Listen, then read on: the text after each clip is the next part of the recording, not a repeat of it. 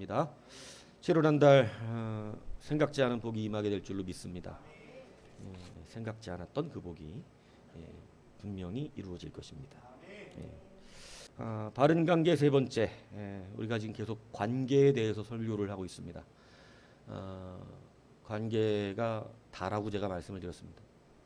관계가 전부다. 왜냐하면 그래서 속지 않아야 된다는 거예요. 속지 않아요. 이것 때문에 속는다는 거예요. 바른 관계 세 번째 시간이죠. 한번 따라할까요? 예배 이상의 예배. 여러분 예배의 관계가 회복되시기를 축복합니다. 예배는 우리가 생각하는 이상의 것들이 있습니다. 이것을 오늘 세 가지로 말씀을 드립니다. 오늘 본문을 의지해서 이것이 돼야 하나님과의 예배의 관계가 회복되는 것입니다. 그래서 바른 예배자의 은혜가 우리 가운데 임하기를 축복합니다. 첫 번째 뭐냐? 예배는 집회라는 것입니다. 예배는 집회라는 거예요. 집회. 집회가 뭐예요? 집회. 집회는 모이는 걸 말하는 겁니다. 그래서 교회가 에클레시아예요. 직역을 하면 집회, 모임 이 뜻입니다. 그죠? 뭐 이거 조금 더 깊이 해석해서 부름 받은 자의 모임 이렇게도 해석을 하지만 이제 그냥 원어의 직역은 부름, 집회 딱 이 두 가지 뜻을 갖고 있어요. 자, 그러니까 집회, 교회는 집회예요. 자, 그래서 요즘 이제 온라인, 뭐 메타버스, 이거 뭐 대단합니다. 이 발전들이 지금 가상현실이라고 하는 것이 엄청나요. 여러분 지금은 다 AI가 우리 사람들의 모든 직업들을 대체합니다. 이제 여러분 경리 필요 없어요. 왜냐하면 이제는 AI가 다 할 수 있습니다. 변호사 없어질 직업입니다. 이제는 법률이라는 게 굳이 사람에 의해서 될 필요가 없어요. 왜냐하면 데이터 가지고 다 되는 거예요. 왜냐하면 판결하는 게 오히려 AI가 하는 게 더 공정할 수도 있어요. 데이터 가지고 하는 거. 이제 없어질 직업군에 다 들어가 있는 것들이죠. 판사, 검사 다 이거 필요 없어요 이제. AI로 다 대체가 가능합니다. 굉장히 무섭습니다. 요즘은 이거에 맞춰서 지금 학회는 굉장히 많은 이런 시대에 우리가 과연 어떻게 예배를 바라볼 것인가. 그래서 수많은 사람들이 온라인 예배가 예배다라고 주장을 하는 것이죠. 자, 그럼 저는 예배라고 주장을 하느냐? 이것을 아니라고 얘기한다 이겁니다. 왜냐하면 자, 왜 많은 사람들이 온라인 메타버스로 지금 이제 예배도 드릴 수 있는 시대가 올 거예요. 여러분의 주피터 이 캐릭터가 예배를 대신 드려주는 거죠. 그러니까 여러분들은 집에서 있고 예배는 가상 공간에 내 캐릭터가 와서 예배는 가상 공간에서 목사도 가상 공간에 있겠죠. 물론 설교를 하는 사람이 있을 것입니다. 여러분도 컴퓨터 앞에 앉아 있겠죠. 지금 이게 시도되고 있다는 사실을 아셔야 돼요. 여러분들이 이렇게 예배드리니까 잘 모르시나 본데, 자, 예배가 회복되지 않으면 여러분 하나님은 계속 말씀을 하십니다. 계속 말씀을 하세요. 그러면 예배가 뭔지를 이제 분명히 알아야 한다는 거예요. 자, 여러분 지금 우리가 온라인 예배가 왜 예배다라고 이렇게 주장하는 분들의 가장 설득력 있게 이야기하고 이 우리 가운데 내세우는 성경 본문이 어디냐면 요한복음 44장 21절부터 나오는 본문이에요. 그게 뭐냐면 예수께서 이르시되 여자여 내 말을 믿으라. 이 산에서도 말고 예루살렘에서도 말고 너희가 아버지께 예배할 때가 이르리라. 이러시면서 아버지께 참되게 예배하는 자들은 영과 진리로 예배할 때가 오나니 곧 이때라. 아버지께서는 자기에게 이렇게 예배하는 자들을 찾으시느니라. 이렇게 말씀을 하신 본문이 아시죠? 이거를 우리 가운데 예배가 집에서 온라인으로 해도 되는 구절로 말합니다. 왜? 여기 보면 뭐라고 되냐면 이제 이것도 아니고 장소적인 예배가 아니다. 이제는 장소적인 예배가 아니다. 그러니까 굳이 자꾸 모인 장소에서 예배를 드려야 된다고 말하지 마라. 맞아요, 안 맞아요? 자꾸 장소 예배 아니잖아. 이제 우리 예배가 자유하잖아. 하나님이 이 산도 아니고 저 산도 아니라 그랬는데 무슨 장소를 자꾸 왜 모이라 그러냐, 장소에. 집에서 온라인으로 해도 하나님이 거기에 함께 하신다. 그러니까 온라인 예배가 예배다. 이 본문을 갖고 이렇게 얘기합니다. 맞아요, 안 맞아요? 그러니까 내가 아니라 그러니까 아니라고 여러분 하겠지. 그런데 여러분 이 말로 그렇게 들리지 않아요? 이 말이면 그런 거 같잖아 진짜. 그래서 성경은 의도와 의미를 잘 모르면 이렇게 엉터리 같은 해석을 해내는 것이에요. 이게 지금 그 말하는 겁니까? 이건 그 말을 하는 게 아니에요. 이 말은 정말 너무너무 놀라운 말씀하신 거예요. 사마리아 여자에게 너도 예배자가 될 수 있다는 걸 말씀하시는 건데, 작게는 그 여자에게, 이게 크게는 뭐냐면 이제는 성전에 국한된 예배를 드리지 않을 것이다. 이게 여러분 확장하면 뭔지 아십니까? 성전의 예배, 성전은 누구한테 주었나요? 성전 예배는 누가 드리는 거예요? 이게 어려운 질문입니까? 성전 예배는 누가 드려요? 여러분 유대인뿐밖에, 이스라엘 백성밖에 못 드려요. 그런데 하나님 이제 성전에서 예배하지 않는다요. 그럼 뭔 예배를 드린다고 그런 거야 지금? 뭐 여기 말하는 영과 진리죠. 성경대로 말해야지. 영과 진리의 예배. 이제는 성령의 예배. 이제는 성령과 말씀이 있는 곳에 성령과 말씀으로 예배하는, 피와 성전이 아닌, 이거 잘 알아들으셔야 되는 거예요. 동물과 성전이 아닌 이제는 말씀과 성령으로 예배드리는, 그러니까 성전 예배가 이제는 성령 예배로 바뀌는 것이다. 여러분 이 말은 무슨 얘기냐면, 이것을 주님이 지금 정말 이것을 통해서 하시는 말씀은 이제는 장소 아무 데서나 해도 돼, 이 말의 의도를 알아야지, 의미를 알고, 장소 아무 데서나 드려도 되니까 집에서 온라인으로 예배도 해도 돼, 이걸 말하는 게 아니고,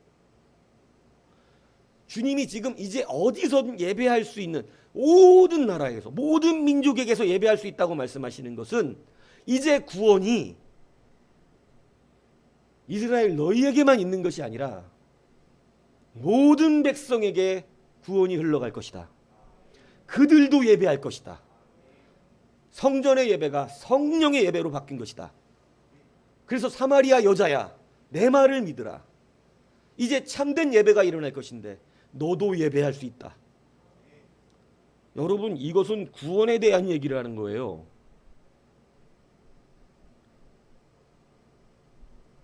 누가 구원받느냐? 이제 니들뿐만이 아니라, 그러니까 구원받은 자가 예배하는 거거든요. 그래서 이제 예배는 영과 진리로서 모든 만민에게 이 예배가 돌아가게 될 것이다. 모든 만민이 나를 찬양할 것이다. 그 구원을 간격을 인해서. 이건 그걸 말하는 건데, 이걸 딱 그 구조를 뽑아와서 장소에 국한을 받지 않는 예배를 온라인으로 붙이면 성경은 막 부딪히기 시작합니다. 우리 신앙이 왜 말씀과 부딪히느냐? 이렇게 성경을 봤기 때문에 그래요.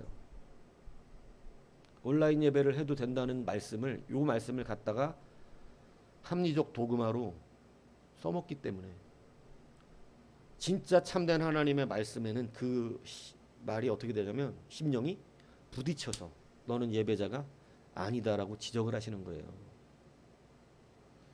그렇기 때문에 여러분 이제 말씀에 부딪혀지는 이유는 이렇게 발생되는 것이 합리적 도그마 때문에. 여러분 의미와 의도를 똑바로 알고 배우시고, 여러분 주의 종이 가르치는 의도대로 그 말씀을 묵상하고 그 말씀대로 성장해야 됩니다.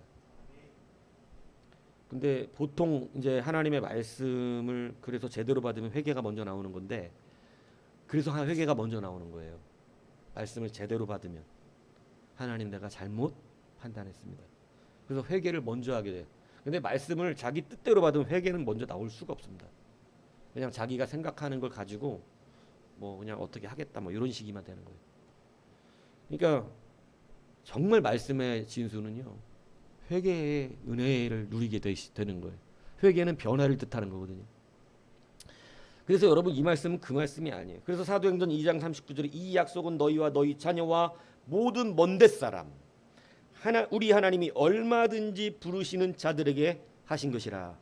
그러니까 여러분 뭐니 이제 하나님 모든 사람을 예배자로 부르셨다는 것이에요. 그래서 여러분 이제 이스라엘에게 국한됐던 성전의 예배가 이제는 모든 만민이 각자 자기의 그러한 국가에서 자기의 민족에 의해서 성전에 반드시 나와야 했던 예배가 이제는 영과 진리로, 그지요? 모든 사람에게 예배가 돌아가게 될 것이다. 이것을 말씀하신 본문이다, 이 얘기입니다. 그렇기 때문에 이것을 그렇게 자꾸 갖다 붙이면 너무나 힘들어지는 거예요. 말씀이 부딪혀요. 왜? 오늘 본문 읽은 말씀이 뭐냐면 주님은 조건을 이렇게 내거셨는데, 예배에 대해서 두세 사람이 내 이름으로 모인 곳에는 나도 그들 중에 있느니라. 여러분, 원어를 구성하면 하나 된 하나님께 모인 사람들. 그래서 교회의 구성을 이렇게 말씀하셨는데, 첫 번째가 예수 그리스도세요. 내 이름. 그 다음이 뭐냐면 두세 사람. 이것은 두세 사람을 숫자로 말하는 게 아닙니다. 최소한의 적은 무리, 모일 수 있는 최소한의 적은 무리지만, 그게 두세 사람이라 할지라도 적은 무리지만 그 무리가 모인다면 나도 그들 앞에 함께 있을 것이다. 그래서 여러분, 최소한 교회의 구성을 어떻게 말하냐면 그리스도의 이름이 있어야 되고 예수님이 계셔야 하고, 그리고 예수님이 계시는 곳은 어디냐면 두세 사람이 함께 집회로 모여있는 그곳에서 주님은 함께 하시는 은혜를 베풀어 주신다는 거죠. 그러니까 교회라고 하는 구성을, 우리 식구 4명 모여서 집에서 예배하는데 이거 그 얘기예요? 이거는 집회로, 주님 앞에 집회로, 예배자의 집회로 어떻게 하라는 거예요? 교회 공동체가 모이라는 이야기를 하고 계시는 거예요. 그래야 내가 그들 가운데 함께한다. 왜 그러실까요? 그러면 하나님은 혼자한테는 안 임하십니까? 아니요. 북한에 지하교회에서 혼자 숨어서 라디오 살짝 켜가지고 그 이어폰으로 찬양 모기 소리처럼 따라 해도 그때는 돼. 모기 소리도 소리를 낼 수 없거든. 그렇게 부르짖고 싶지만 그때는 개미 소리를 내도 돼요. 그때는 혼자 숨어서 하는 거 하나님이 예배로 받아주셔요. 하나님이 그렇게 우리가 이 세대주의자입니까? 문자주의자예요? 두세 사람 안 모이면 안 돼? 아니, 그런 한 사람이 어쩔 수 없이 있을 수도 있잖아. 예배하고 교회 가고 싶으면 북한같이. 그런 거 하나님 이해하신다는 사실이에요. 그런데 하나님이 말씀하시는 교회의 원리, 원칙, 주님이 말씀하시는 의도는 교회는 집회로 모이는 곳이라는 거예요. 이것이 굉장히 중요합니다.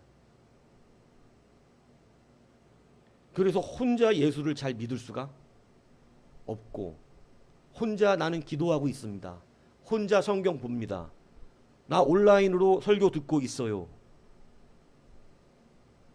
여러분, 그 사람은 예배의 구성에 들어오지 못했어요. 왜냐하면 제가 어쩔 수 없는 상황을 말하지 않는 거예요. 어쩔 수 없는 상황이 있다니까. 하나님은 그걸 긍휼히 여기세요. 그리고 그 사람의 심령을 붙들어 주십니다. 근데 어쩔 수 없지 않은 심령들이 있죠. 그냥 편한 거예요, 온라인이. 여러분, 거기에는 예배적 구성이 일어날 수가 없어요. 예배의 원래 원칙은 집회입니다. 그리고 성경은 아예 교회라는 뜻을 집회라는 뜻으로 우리에게 허락하셨어요. 에클레시아가 집회란 뜻이고, 그것을 우리는 교회라는 단어로 사용하고 있습니다. 그래서 초대교회는 교회를 에클레시아라고 불렀어요. 모인 사람들. 그렇기 때문에 여러분, 교회의 예배는요, 첫 번째 어떤 구성으로 해야 되는 거냐면 모임이라는 사실을 잊지 마시기 바랍니다. 이 모임이 불가한 경우가 때로 있습니다. 코로나처럼 이렇게 범국가적으로 일어나서 정말로 교회가 막 떼쓰고 모여갖고 막 이렇게 할 수 없는 그런 수도 있어요. 그럴 때는 온라인이 우리에게 잠시 유용한 도구가 될 수도 있습니다. 하지만 우리가 원래 본질적으로 예배를 온라인으로 할 수 없어요. 모여 있어야 한다는 사실을 여러분 기억하셔야 한다는 것입니다. 하나님과의 관계는요, 집회에 참여하지 않으면 끊어진 거예요. 잃어버린 양이에요. 언젠가 찾아주시기를 우리가 구하고 있는 것이죠. 그렇기 때문에 여러분, 그는 하나님과의 관계가 단절된 것이라는 사실을 알아야 합니다. 두 번째는 뭐냐? 예배는 여러분 지식 전달이 아닙니다. 예배는 주의 증거가 아니에요.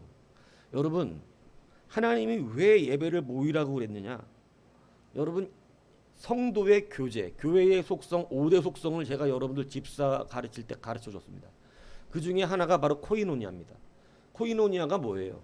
성도의 나눔입니다. 교제예요. 교제는 식사 나눔을 말하는 겁니다. 이 식사 나눔은 예수의 피와 살을 함께 나누는, 여러분 식사 공동체라고 흔히 부르기도 하지만 이것은 뭐냐면 함께 사랑을 실천하는 대상이 된다는 것을 말하는 거예요. 그래서 여러분, 교회의 두 번째 구성 요소는요, 단순히 말씀의 주예를 듣는 곳이 아니라는 거예요. 그것만 들으려면 온라인으로 들으면 되겠죠. 여러분, AI도 가능합니다. AI 목사가 여러분 앞으로 지금 실행되고 있는데, 많은 설교를 다 종합해서 헬라어, 히브리어, 여러분 우리 인간 목사보다 훨씬 정확해요. 실수를 안 합니다. 우리는 가끔 구절도 실수해. 그리고 내 생각은 야곱인데 말로는 이삭이 나올 때도 있어. 내 생각으로는 야곱을 말하는 거였는데 이삭이 이러기도 한다고. 사람은 그런 실수를 해요. 그리고 어느 몇 장 몇 절 이랬는데 잘못 틀릴 수도 있고. 그리고 인간은 이 기억이 좀 가물가물해서 그 주의가 가물가물할 때도 있습니다. AI는 절대 그런 실수 안 하고 정말로 명확하고 분명하고 틀리지 않는 주의를 해줄 거예요.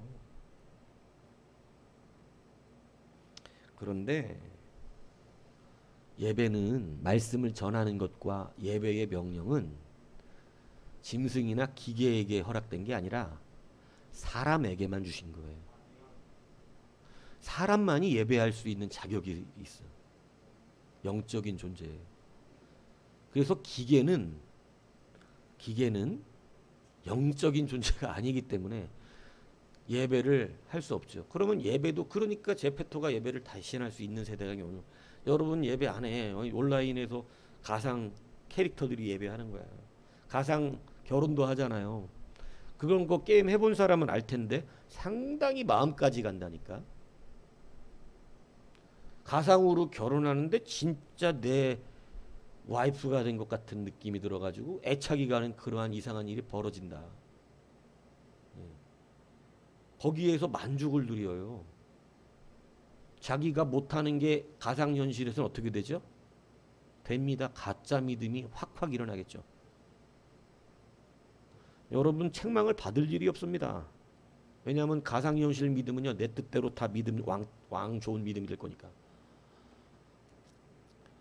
여러분, 예배는 데이터 전달이 아니에요. 예배는 교제입니다. 교제라고 하는 것은요, 이곳에 와서 서로 사랑을 나누는 것입니다. 사랑을 나눈다는 것은요, 책망도 있다는 얘기고요. 사랑을 나눈다는 것은 이끌어 간다는 이야기도 하고, 사랑을 나누는 것은 그의 삶에 개입을 한다는 것을 말하기도 하는 것입니다. 교회는요, 단순히 뭐 잘 구성된 그냥 주예를 들는 것, 데이터를 전달받는 게 예배라고 한다면 온라인 예배도 되죠. 지금 여러분 인터넷 가면요, 유명한 목사님들부터 카피한 설교들이 너무 많긴 하지만 굉장히 많은 설교가 돌아다니고 있어요. 딱 틀면 모든 설교들 있습니다. 좋은 데이터를 다 받을 수 있습니다. 근데 교회는, 예배는 데이터를 받는 곳이 아니에요. 왜 예배에 실패하는 줄 아세요? 나는 데이터를 받고 싶은 거예요. 그냥 목사님이 성경 좋은 말씀이니까 좋은 데이터를 내게 전달해 주길 바라는 거라고. 거기에는 뭐가 빠지는 줄 아세요? 교제가 빠집니다. 왜? 교제가 귀찮아. 힘들어. 왜? 말씀의 교제는요. 책망이 동반되거든요. 말씀의 교제는요. 내 죄를 지적하시거든요. 성경의 말씀은 늘 그들의 연약함을 주님께서 지적하시는 것이에요. 하나님의 말씀은 의로 교육하기에 좋은 거예요. 책망한다고 아예 말씀이 무슨 기능을 하는지 성경에 정확하게 기록되어 있어요. 이것을 교회는 모여서 나누는 것입니다. 데이터 전달을 받으면 이런 게 사라집니다. 이런 게 필요 없어요. 그냥 좋은 데이터를 받는 거, 좋은 주예를 받아서 아 이게 이런 뜻이었어? 감동스럽네? 이러는 거예요. 근데 교회는요. 왜 집회로 모이라는 줄 아세요? 목사를 주시고 목사를 통하여 여러분들을 하나님의 장성한 분량까지 자라나게 만드는 이 뼈아픈 과정을 겪게 하시기 때문에 그렇습니다. 그러니까 사람들은 교회에 못 나오게 하는 게 얼마나 큰 칠인지를 몰라요. 주님과의 절단을 말하는 것이고 오늘 본문은 그것을 무섭게 이야기합니다. 실제라는 거예요.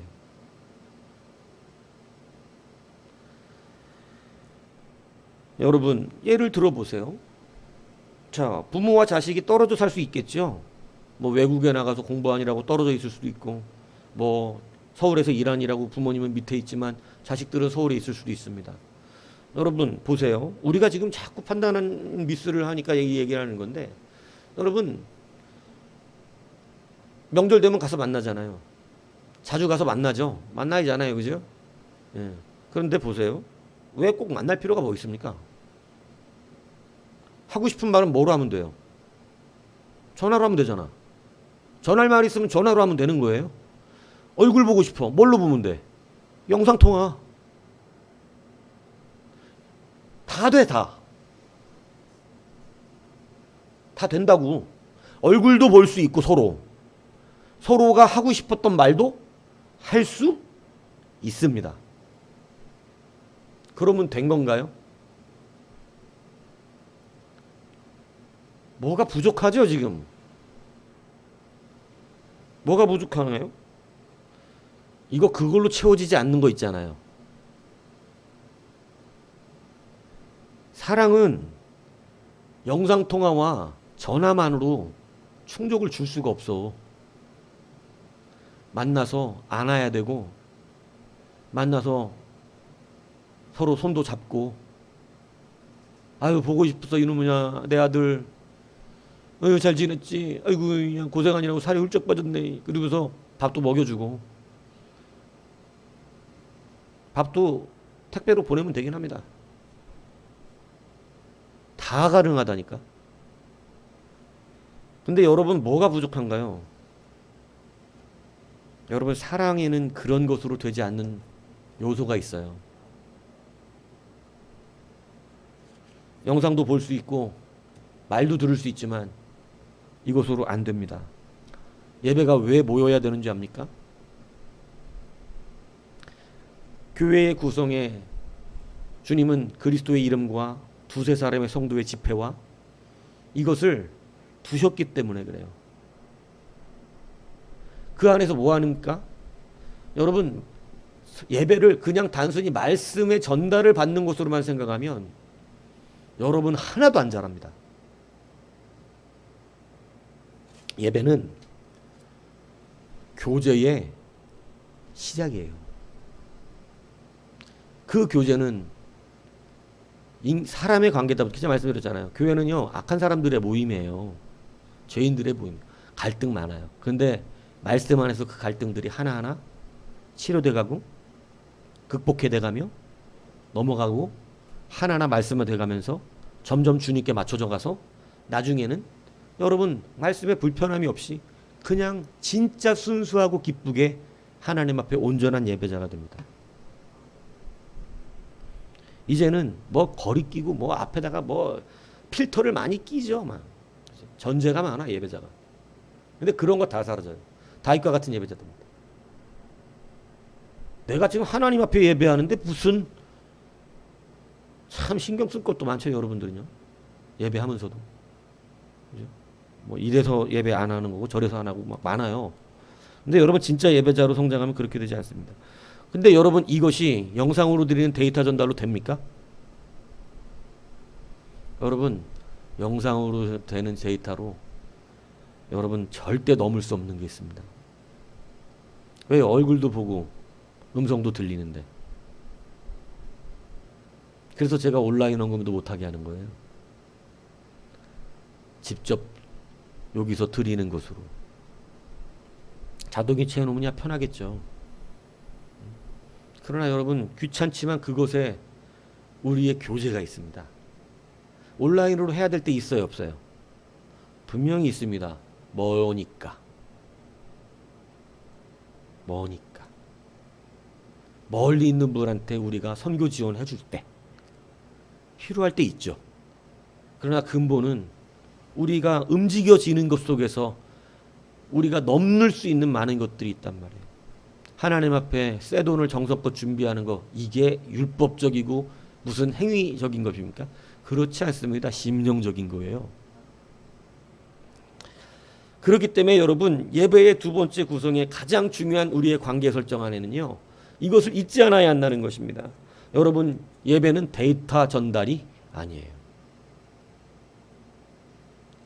말씀을 데이터 전달로 받은 사람은 실행하지 않습니다. 그래서 회개도 안 나와요. 근데 말씀을 교제인 것으로 아는 사람은, 워런 버핏은 그 사람에게 뭐가 문제인지 얘기해주면 그렇게 그것을 받아먹으려고 한대요. 당신은 그래서 안 돼. 당신은 그 게으름 때문에 평생 성공 못해. 이렇게 얘기를 하다 보면 자기의 것들을 물어보잖아요. 그럼 워런 버핏이 지적해 줄 때가 있다는 거예요. 나는 당신 회사는 안 사. 당신 회사는 얼마 안 가서 망할 거라고. 그런 말을 듣고 싶어서 가는 거예요. 어떻게든 어떻게 해야 되니까. 회사를 살려야 되니까. 당신네 회사는 얼마 못 가겠다. 이대로 하면. 당신네 회사 이게 문제고 이게 문제고 이게 문제다. 어떻게 바꾸면 됩니까? 내가 볼 때 요렇게 이렇게 바꿔야 될 것 같다. 그리고 그렇게 바꿔서 회사가 성장하자면 워런 버핏이 가서 사는 거예요. 그 회사를 사버려. 그리고 워런 버핏이 사잖아요. 회사는요 가치가 엄청나집니다. 그거 들으려고 돈 내고 가는 거예요. 엄청난 돈을 내고. 교회에 여러분 나오셔서 단순히 여러분 데이터 전달, 내가 원하는 데이터 전달을 받고자 하는 것이라면 여러분은 절대 주님 앞에 갈 수가 없습니다. 주여 주여 한 자로 끝나요. 여러분 교회는요 치열한 영적 전쟁과 하나님의 견인이 있습니다. 그걸 통해서 여러분들이 문제점 있는 걸 책망받습니다. 당신 그렇게 해가지고는 하나님께 못 쓰임 받겠어. 그렇게 하면 안 돼. 이거 버리고 이거 버리고 이거 버려. 그리고 이렇게 해야지. 이거 들으려고 수많은 돈을 뿌리는 사람도 있어요. 이거 정말 귀한 거거든요. 이것을 여러분 아셔야 됩니다. 그래서 여러분 우리가 하나님 앞에 예배의 귀한 은혜는요, 우리는 데이터 전달이 아니라 교제에 있다는 것을 아셔야 돼요. 이 교제가 쉽지 않아요. 성도들끼리 갈등이 있어요. 이 갈등이 있어서 교회를 나가면 그럼 뭐 하자는 거야.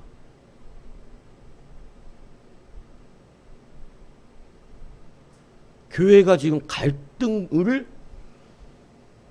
극복해 나가는 곳인데, 그래서 성장하는 곳이라고요. 이곳이 무슨 얘기인지 이해가 가세요? 제가 말씀드린 교회가 그냥 사랑으로 꿍꿍꿍꿍 뭉쳐져 가지고 이렇게 된다는 이런 파라데가 쓴 얘기하지 말고, 이 천국 가서 얘기하지 말고, 이 땅의 교회는요 서로의 갈등 구조가 그리스도의 말씀을 통하여 사랑으로 변해가는 거예요. 사랑이 처음부터 있어가지고 문제가 없는 곳이 아니라 갈등이 있어야 돼. 교회는 이해 가십니까? 그 갈등을 목회자와 함께 티격태격 부딪혀가며 씨름하며 그 못된 승질 버려가며 하나님 말씀화 돼가면서 나중에 신앙의 연주가 들면 무릎을 탁 치며 그때 목사님 말씀이 옳았습니다라고 고백하는 이런 겸손까지 올라가는 거예요. 그게 없이 어떻게 성장을 합니까? 처음부터 만들어진 사람처럼 얘기하지 말라 그랬잖아요. 교회 나오면 그냥 사랑이 있어집니까? 그냥 믿음이 충만합니까? 천만에 만만합니다.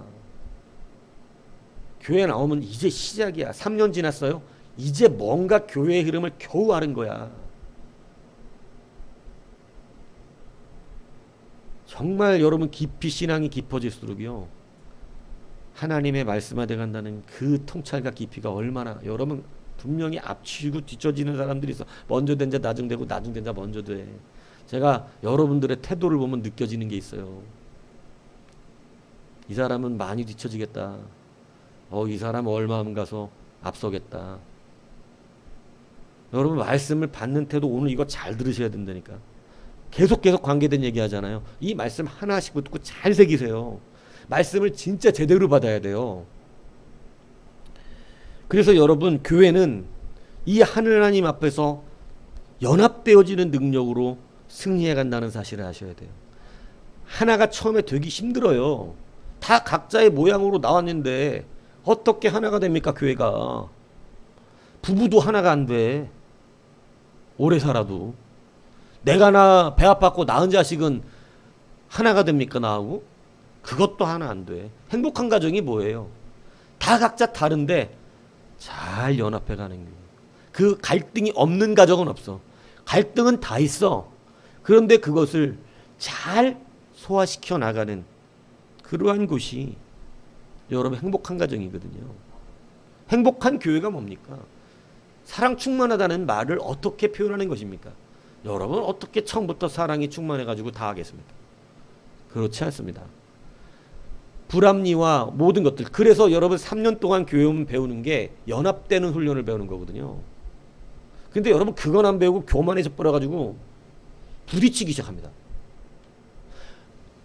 나를 비우는 훈련을 3년 동안 받는 거예요. 교회 나오면. 그래서 서로 비움으로 하나가 되어져 가는 것을 배우는 건데, 그래서 그 다음부터 성장해 가는데 여러분 3년 지나면 교만해져갖고 오히려 채움이 많아져요. 그래갖고 막 부딪힙니다. 사람들하고. 자기가 옳다고. 그냥 가시나무에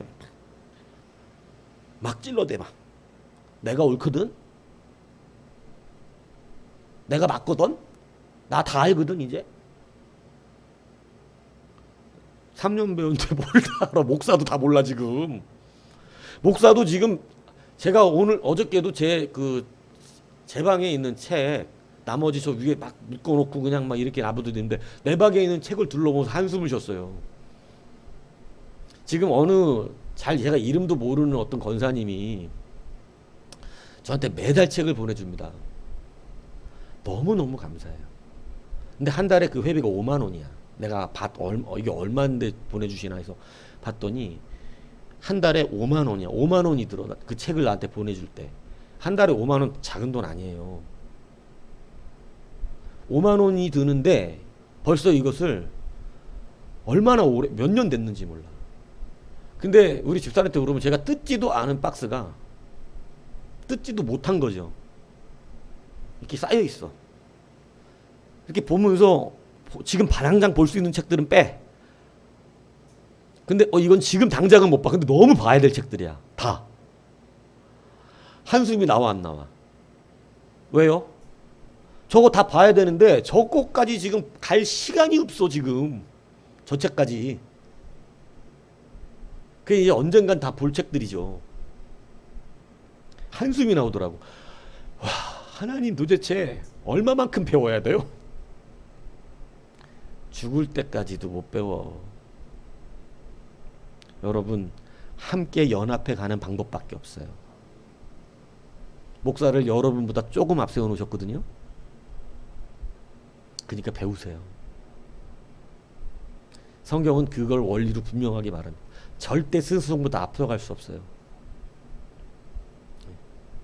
그러니까 스승을 넘으려는 교만을 버리고 그냥 배우라고. 못 넘는다니까. 이게 하나님 원리예요. 넘을 수가 없어. 뭐 지식을 쌓는다고 넘겠어요? 아니, 이건 영적 질서가 넘을 수가 없게 돼 있어. 그러니까 그 밑에서 배워야 돼. 그리고 그 말씀 내 생명인 줄 알고 그걸로 받아야 돼.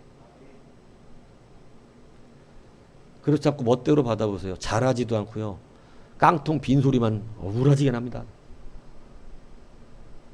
어디서부터 얘기해줘야 알아들을까 싶어요. 그러니까 때로는 입을 다물어. 답답하기도 하고 그냥. 아직도 막 그 정도니까. 세 번째 먼저 갑니까? 오늘 19절에 보니까 이렇게 말씀합니다. 여러분, 진실로 다시 너희에게 이르노니, 이게 얼마나 중요한지 주님이 이 다시라는 말을 참 많이 쓰시는데, 너희 중에 두 사람이 땅에서 합심하여 무엇이든지 구하면 하늘에 계신 내 아버지께서 그들을 위하여 이루게 하시리라. 여러분, 교회가 기도의 응답이 이루어지는 그 순수를 두 사람이라고 말씀을 일부러 또 하세요. 여러분, 합심, 함께 구함. 여기서 이 합심하여에 해당하는 심포네소신의 원형, 이 심포네오가 뭐냐면, 영어에서 이게 교향곡, 심포니, 이 심포니라는 의미로 발전된 거예요. 그러니까 이게 뭐냐면, 심포니가 뭐예요? 여러분, 현악기 연주를 말하는 거예요. 근데 교향악이라고 우리가 보통 얘기하지 않아요? 여러분, 다른 악기인데 교향악을 하면 모든 악기가 어떤 소리를 내냐면 같은 소리를 내는 것입니다. 소리가 나야 돼. 교향악에는요, 악기 수가 정해져 있어요. 한 대가 안 내면 균형이 안 맞습니다. 하모니가 이루어지지 않아요. 예배는요, 심포니입니다. 함께 합심한다는 거예요. 소리를 같이 내줘야 돼. 네 대가 있는데 여러분 다 그 소리가 균형에 맞게끔 배치가 돼 있어요. 아무데나 자리 잡아주는 게 아니라고. 큰 소리 고음으로 나오는 뒤쪽, 무슨 얘기냐 있어요? 베이스로 넓게 퍼지는 거 저 맨 뒤, 가볍게 잘 안 들리는 소리 앞쪽. 여러분 이렇게 잡아서 그 악기수에 의해서 모든 소리가 관중석에서 들을 때는 어느 소리 하나가 뒤처짐이 없이 같이 균형 맞게 들리는 거예요. 생각해 보세요. 바이올린 소리가 어마어마하게 크고 첼로 소리는 들리지도 않으면 그게 무슨 교향악이고 심포니야. 그래서 숫자가 정해져 있고, 그래서 여러분 위치가 정해져 있으며, 그래서 어떤 사람이 나는 힘들어서 쉰다 중간에 하고 바이올린 하나가 쉬면 바이올린은 묻혀버리는 거예요. 여러분, 예배의 구성은 이거예요.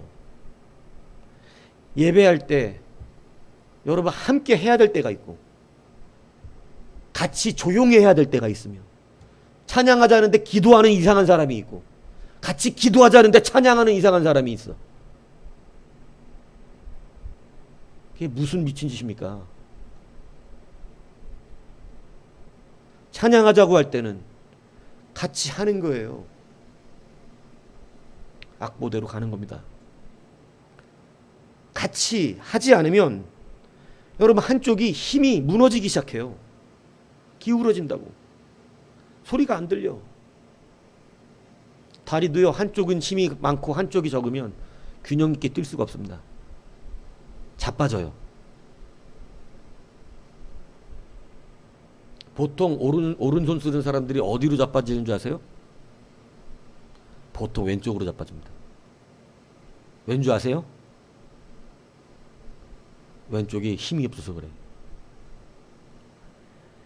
함께 예배라고 하는 것. 여러분, 우리에게 하시는 주님은 같이 기도해야 이거 이루어준다는 거예요. 두 사람이 같이 합심해서 기도해야 이루어질 거야. 이거 두 사람 말하는 건가요? 아니, 교회는, 그 공동체는 같이 그것을 함께 심포니, 악기가 연주하듯 함께 소리를 내면 내가 그것을 이루어준다. 하늘에서 묶인 것이 너희들이 묶으면 같이 묶여지고 풀리면 풀려준다. 이게 이본문이거든. 함께 할 때 여러분 묶인 것도 풀려지는 역사가 일어나는 것이에요. 여기에 같이 들어오지 않는데 그가 무슨 예배자입니까? 그 사람 때문에 안 돼. 소리가 죽어버려. 다 자기 생각대로 예배하고 자기 감정대로 예배하고 자기 편리대로 예배하고 자기가 생각하는 기준을 잡았어. 벌써 신학적인. 의도와 의미를 알아야지. 제가 늘 여러분에게 말씀해요. 여러분 주님 우리에게 말씀하시는 의도대로 해야죠.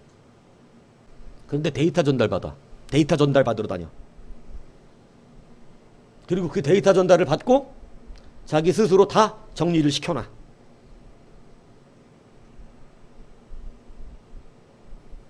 그래놓고 잘하지 않습니다. 그리고 자기는 말씀을 굉장히 사랑하는 자가 돼요. 여러분 다시 예배 위에 예배가 무엇이라는 의미인지를 아셔야 돼요. 여러분이 생각하는 예배보다 훨씬 우리의 예배는 깊이가 있는 것입니다. 예배는요 모여야 되는 것입니다. 그냥 집에서 인터넷 켜놓고 부르는 흥얼거리는 찬양과 같이 하는 게 아니에요. 그건 여러분의 감정에 따라 집에서 할 수 있겠지만 여러분 여기서 모여드리는 찬양은 그것과는 차원이 다릅니다. 우리가 하나님 앞에 공적으로 드리는 교회의 부르짖음이에요. 그래서 동참해야 되는 것이고 심포니를 이루어줘야 되는 것입니다. 그래서 소리내어 기도할 땐 같이 소리내야 되는 것이고 같이 소리내어 기도하자 할 때는 같이 소리내어 기도해야 되는 거예요. 이 합심이라는 말에 그 말 뜻이 들어가 있습니다. 마음만 합친다는 얘기가 아니란 말이에요. 그런데 흔히 우리들은 예배하면 내가 마음은 합쳐주고 있으니까. 아니 교회가 그걸 요구하는 게 아니잖아. 내가 마음으로는 연주를 하고 싶은데 나는 오늘 손가락이 좀 피곤해서 나 하나가 쉬니까 바이올린은 주는 거죠. 함께 구하는 것이에요. 오늘 여러분이 이 예배를 회복하셔야 됩니다. 예배는 모임입니다. 예배는 여러분 코이노니아예요. 교제예요. 그 안에서 씨름이 일어나요. 하나님하고 씨름 안 한 사람이 성경에 나와요, 안 나와요? 여러분 안 나와요. 하나님하고의 줄다리기가 하나님이 그 야곱을 꺾으려고 그 야곱도요 자기대로 살아보려고요 고집을 부리는데 결국 그러잖아요. 하나님이 어디까지 끌고 가냐면 이제 네 형이 너 죽이러 온다. 400명 끌고. 자 이제 어떡할래? 뭐 방법은 또 있네. 약복강 안 건너고 혼자 숨어 있다가 네 처자식들 다 죽고 너 혼자 도망가라 이놈 새끼야. 주님이 여기까지 끌고 오셨어요. 여러분 이 처절한 씨름이 보이세요? 주님이 거기까지 끌고 오신 거? 이 팥죽 팔아먹을 때부터? 야곱이 처음부터 착했습니까? 여러분 그러고 나서 하나님하고 이제 직접적인 씨름을 합니다. 하나님이 또 요구하십니다. 한도 때 뿌려놓고 나 가게 하라. 여러분 자기가 그렇게 적극적으로 하나님을 찾아서 부르짖을 때까지 만들어 놓는데 얼마나 오래 걸리냐. 얼마나 미온적으로 하나님 찾았습니까 야곱이. 진지하게 부르짖지 하나님을 좀 그렇게 적극적으로.